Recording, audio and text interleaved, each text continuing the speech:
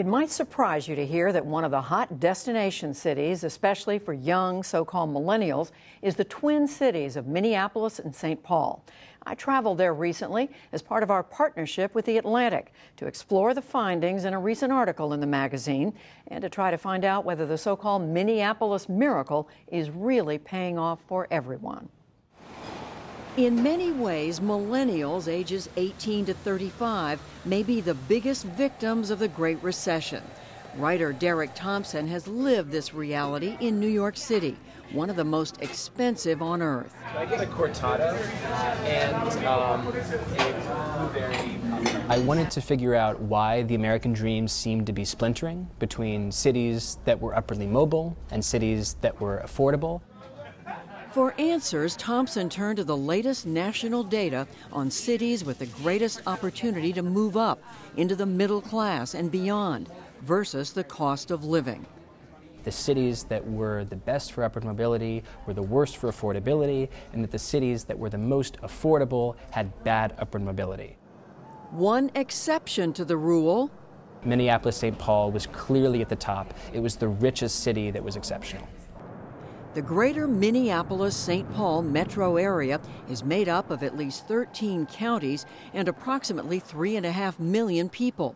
The latest U.S. Census ranks it as having the 5th highest median household income in the country.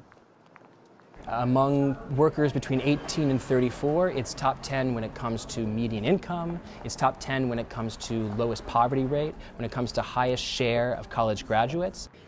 Good statistics for a city that often goes unnoticed on both coasts. I'd talk to my professional friends around the world, and they'd ask me, "What are you doing in Minneapolis?" Miles Shaver is a business professor at the University of Minnesota's Carlson School of Management. And I'd say there's 17 Fortune 500 headquarters in town, and they'd go, "You can't be right." The area is home to many world-class brands, including Cargill, General Mills, and Target. We've had this talented workforce that tends to stay here and move amongst companies rather than pick up and move across the country. Many believe the success the Twin Cities have seen is more than just an accident of location, commerce, and quality of life. There's always been kind of a collective sense of community in the state of Minnesota and in the Twin Cities. St. Paul Mayor Chris Coleman knows the area's political history well. His father, Nick Coleman, was the state Senate Majority Leader from 1973 to 1981. In the 70s, there was an incredible spirit of what can we do differently to make sure that everyone is benefiting and that the whole state is elevated as a result of our policies. Politicians on both sides of the aisle passed progressive education, tax sharing, and housing laws. It was called the Minnesota Miracle at the time. It was very unique and it had tremendous benefits to the quality of life of the city. Former state legislator and law professor Myron Orfield runs the Institute on Metropolitan Opportunity at the University of Minnesota. And we decided in 1971 that every community would share 40% of the growth of its business tax base. Minneapolis-St. Paul was one of a very few metro areas in the entire country to enact a fiscal disparities law. They take half the growth of business income taxes in the metro area and they spread it across the region. What this does is it allows the less rich communities in the Minneapolis-St. Paul area to share in the commercial wealth of the entire city. How much does the city of St. Paul right now depend on that formula to stay fiscally strong? It is absolutely a critical piece of the funding for the city of St. Paul. 2/3 of our revenues go to police officers, firefighters, other public safety services. If we lost that revenue sharing piece of it, it would be very difficult for us to maintain those levels of public safety. In addition, in the 1970s, the Minnesota legislature was also one of the few in the country to focus on integration in public housing. For 15 years, we built 70% of our low-income housing in the widest part of suburbia, in the widest neighborhoods. They did a really good job of making sure that ghettos weren't congealing because they weren't concentrating all of the affordable housing in a couple areas. Well, there was a shared prosperity in the Twin Cities for every racial group, probably up and through the mid-'80s. But decades ago, the region was less than 5% minority. Today, it has grown to 20%.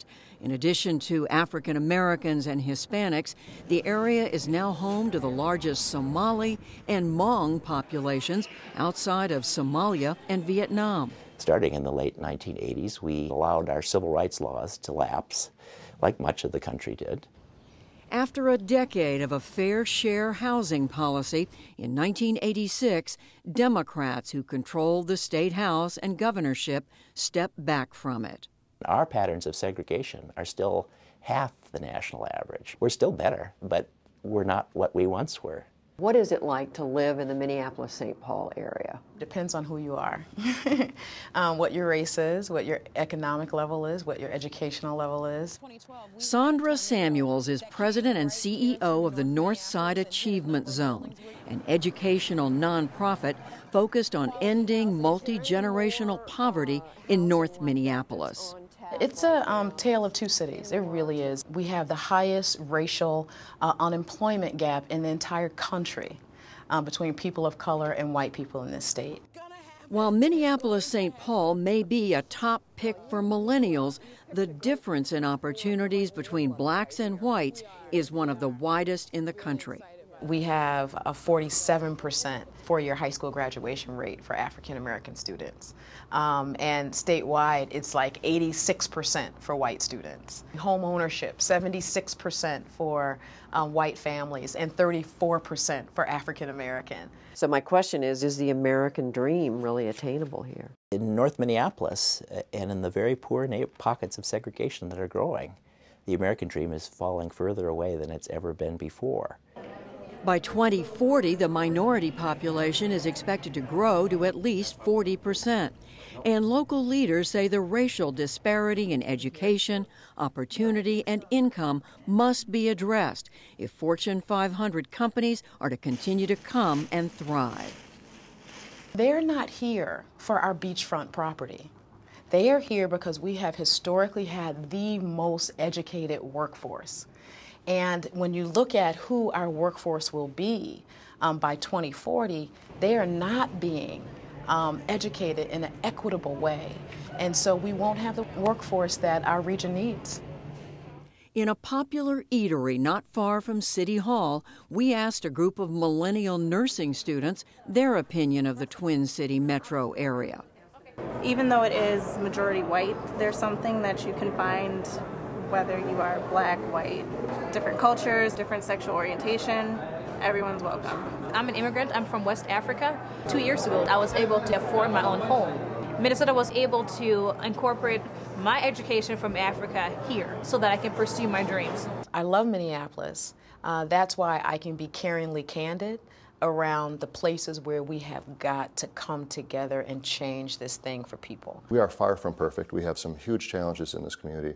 But we have a base upon which to build that I think will allow us to deal with issues of racial disparities, for instance. In fact, many metro areas in the U.S. are dealing with the same challenges the Twin Cities are, growing racial inequities even as economies flourish.